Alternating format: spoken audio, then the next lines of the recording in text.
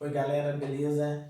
Gente, o professor Rafael hoje vai trabalhar um assunto novo com vocês, trabalhar agora a ideia da trigonometria no triângulo retângulo.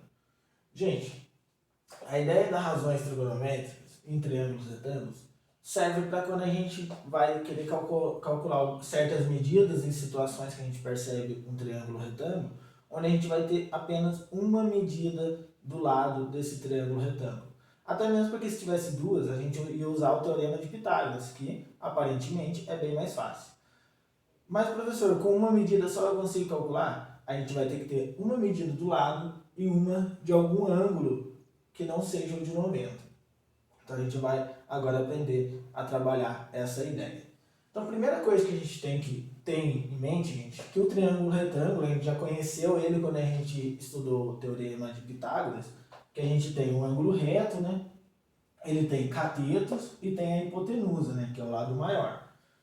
Só que aqui em razões trigonométricas, a gente vai conhecer que esses valores dos catetos, eles têm nomes específicos quando a gente trabalha com os ângulos, que vão se chamar o cateto oposto e o cateto adjacente. Beleza? Vamos ver aqui. Gente, primeiro eu vou apagar esse ângulo aqui e vou trabalhar só com a ideia do ângulo ali de baixo. Ângulo alfa. Gente, essa letrinha que parece um A aqui, vocês vão perceber no livro que ela é até um pouquinho mais bonitinha, ela se chama alfa. É uma letra grega que a gente trabalha, usando medida de ângulos. Então a gente tem aqui um ângulo alfa. E como que a gente vai trabalhar essa ideia de razões trigonométricas? Primeira coisa, gente, a gente vai trabalhar a ideia do seno, do cosseno e da tangente. Professor, o que é isso? São razões, são trigonometria. A gente trabalha esses carinhas na trigonometria, que é a ideia de ângulo. Lá no segundo ano do ensino médio, vocês vão até estudar o círculo trigonométrico, vão ver como que a gente divide todos esses ângulos e assim por diante. E o que a gente vai fazer aqui, gente? A gente vai querer calcular, então, a gente vai querer determinar o seno do alfa, o seno desse ângulo aqui. Então, seno de alfa, cosseno de alfa e tangente de alfa. Não está bem no meio isso aqui, vou escrever para cá um pouquinho para não ficar muito apertado. Cosseno do alfa. Então vamos lá. Quem seria o seno do alfa? Gente, seno do alfa é o seu cateto oposto sobre a hipotenusa. Mas quem é o cateto oposto ao seno de alfa? Gente, dica muito legal é a ideia que se o ângulo está aqui, a gente vai desenhar um olhinho aqui. Ó. Cateto oposto ao ângulo. Oposto ao ângulo, o olho está olhando para cá. Então, o cateto oposto está aqui. Cateto oposto desse ângulo. Cateto oposto. Sobre a hipotenusa. Quem é a hipotenusa? A hipotenusa já está aqui. É o maior lado.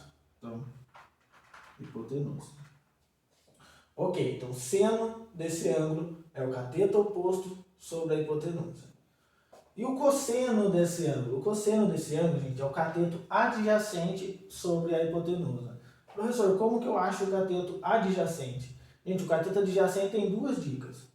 É o lado que ajuda a formar o ângulo junto com a hipotenusa, ou ainda o lado que tem a medida referente ao ângulo reto até o ângulo que eu quero calcular. Então eu tenho aqui, ó, cateto adjacente. Cateto adjacente. Então o cosseno desse ângulo é cateto adjacente sobre hipotenusa. Gente, muito importante a gente saber trabalhar essas relações, porque quando a gente for fazer exercício, a gente precisa conhecer os carinhas que a gente tem, as medidas que a gente tem. E quando a gente conhece essas medidas, fica muito fácil, gente, porque aparentemente aqui a gente percebe que é uma regrinha de 3. Na verdade, a matemática, em quase tudo, a gente vai se deparar com regra de 3, razões. A gente sempre vai estar trabalhando essa ideia. E se a gente sabe localizar esses carinhas e colocar na fórmula, fica tudo mais fácil.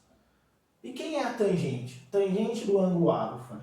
Gente, a tangente do ângulo é o cateto oposto sobre a hipotenusa. Então, se eu já sei quem é o cateto oposto e quem é o cateto Desculpa, gente. A tangente de um ângulo é cateto oposto sobre o cateto adjacente. Cateto oposto e hipotenusa é o seno. Cateto oposto e cateto adjacente. Então vamos lá. Cateto oposto dividido pelo cateto adjacente. Então vamos lá. O que a gente tem aqui?